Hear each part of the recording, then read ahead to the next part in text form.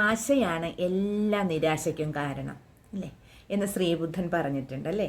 അത് ശ്രീബുദ്ധൻ പറഞ്ഞത് നമ്മുടെ എല്ലാം ജീവിതത്തിൽ പ്രാവർത്തികമാണ് എന്നുള്ളതാണ്.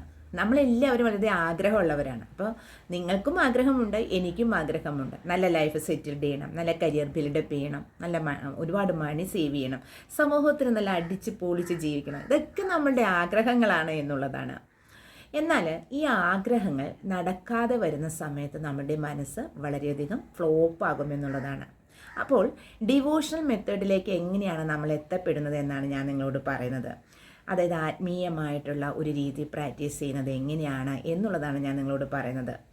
ഇപ്പോൾ എല്ലാ മനുഷ്യർക്കും ഒരുപാട് ആഗ്രഹങ്ങളുണ്ട്. ഈ ആഗ്രഹങ്ങൾക്ക് ഒത്തവണ്ണം നമ്മുടെ ലൈഫ് എത്തപ്പെടാൻ പറ്റാതെ വരുന്ന സമയത്ത് നമ്മൾക്ക് വളരെയധികം നിരാശ വരും എന്നുള്ളതാണ്. അപ്പോൾ അവിടെ ഒരുപാട് നമ്മൾ സ്ട്രഗിൾ ചെയ്തു, ഒരുപാട് കാര്യങ്ങൾ ചെയ്തു നോക്കി, എന്നിട്ടും യാതൊരു മാറ്റവും വരുന്നില്ല എങ്കിൽ അവിടെ നമ്മൾ പ്രതീക്ഷകൾ കൈവിടുന്നു എന്നുള്ളതാണ്. അത് മനുഷ്യൻ്റെ കോമൺ നേച്ചറാണ്. അപ്പോൾ പ്രതീക്ഷകൾ കൈവിട്ട് കഴിയുമ്പോൾ അവിടെ നമുക്ക് ജീവിക്കാൻ താല്പര്യമുണ്ടാവില്ല എന്നുള്ളതാണ് റിയാലിറ്റി. അതായത് ഇനി എന്തും ആയിക്കൊള്ളട്ടെ, മരിച്ചാലും കുഴപ്പമില്ല, ദൈവത്തിൻ്റെ മാതൃകയിലൂടെ സഞ്ചരിക്കാം എന്ന് ചിന്തിക്കുന്ന ഒരു അവസ്ഥ നമ്മളുടെ എല്ലാവരുടെയും ലൈഫിലേക്ക് കടന്നു വരാറുണ്ട് എന്നുള്ളതാണ്. അപ്പോൾ ഇങ്ങനെയുള്ള സമയങ്ങളിൽ നിങ്ങൾ ദൈവത്തിൽ അഭയം പ്രാപിക്കും എന്നുള്ളതാണ്. അത് ഏത് ദൈവമാകട്ടെ, സമൂഹത്തിൽ മനുഷ്യൻ ആരാധിക്കുന്ന ഏത് ദൈവവുമാകട്ടെ, ആ ദൈവത്തിൽ അടിയുറച്ച് വിശ്വസിച്ചുകൊണ്ട് നിങ്ങൾ ആ ദൈവത്തിൽ ആ കാര്യം സമർപ്പിക്കും എന്നുള്ളതാണ്. അങ്ങനെ ദൈവം വരുത്തുന്നത് പോലെ വരുത്തട്ടെ എന്ന് പറഞ്ഞുകൊണ്ട് ദൈവത്തെ മുറുക്കി പിടിക്കുന്ന ഈ അവസാന നിമിഷത്തെയാണ് നമ്മൾ ഡിവോഷണൽ മെത്തേഡ് എന്ന് പറയുന്നത്. അത് നിങ്ങൾക്ക് പ്രാക്ടീസ് ചെയ്യാവുന്നതാണ്. തീർച്ചയായിട്ടും അത് നടക്കും എന്നുള്ളതാണ്. കാരണം ഏതൊരു വിഷയത്തിലാണോ കൂടുതൽ ആത്മവിശ്വാസത്തോടു കൂടി നമ്മൾ സമയം സ്പെൻഡ് ചെയ്യുന്നത് എന്നുള്ളത് അനുസരിച്ചിരിക്കും അതിൻ്റെ നടക്കാനുള്ള സാധ്യത എന്നുള്ളതാണ്. അപ്പോൾ നിങ്ങളുടെ ജീവിതത്തിൽ എന്ത് പ്രശ്നം നടന്നാലും നിങ്ങൾ ഭയക്കേണ്ടതില്ല എന്നുള്ളതാണ്.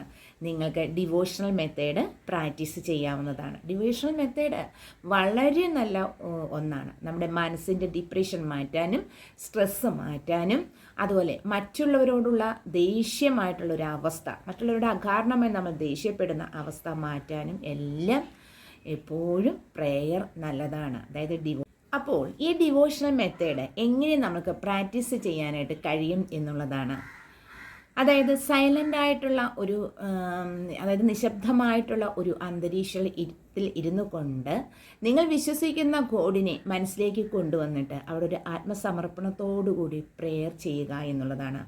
പ്രെയറിന് നമ്മുടെ ജീവിതത്തിൽ വളരെയധികം പ്രാധാന്യമുണ്ട് എന്നുള്ളതാണ്. അതായത് ഇപ്പോൾ എങ്ങനെ നമ്മുടെ സ്ട്രെസ്സ് റിമൂവ് ചെയ്യാം എന്ന് ചോദിച്ചു കഴിഞ്ഞാൽ ഏതൊരു സൈക്കോളജിസ്റ്റും ഏതൊരു ഡോക്ടേഴ്സും നമ്മൾക്ക് തരുന്ന മെത്തേഡിൽ നമ്പർ 1 തന്നെയാണ് പ്രെയർ എന്നുള്ളത്. എന്തുകൊണ്ടാണ് തരാൻ കാരണം? പ്രെയറിന് നമ്മളുടെ ജീവിതത്തിൽ വളരെയധികം പ്രാധാന്യമുണ്ട് എന്നുള്ളതാണ്. അപ്പോൾ സൈലൻ്റായിട്ട് ഇരുന്നു കൊണ്ട് ഒരേ ഒരു വസ്തുവിലേക്ക് മനസ്സിനെ കോൺസെൻട്രേറ്റ് ചെയ്തുകൊണ്ട് പ്രാർത്ഥിക്കുന്ന ആ പ്രാർത്ഥനാ രീതി വളരെയധികം നല്ലതാണ് എന്നുള്ളതാണ്. ഇതാണ് ഡിവോഷണൽ മെത്തേഡ്.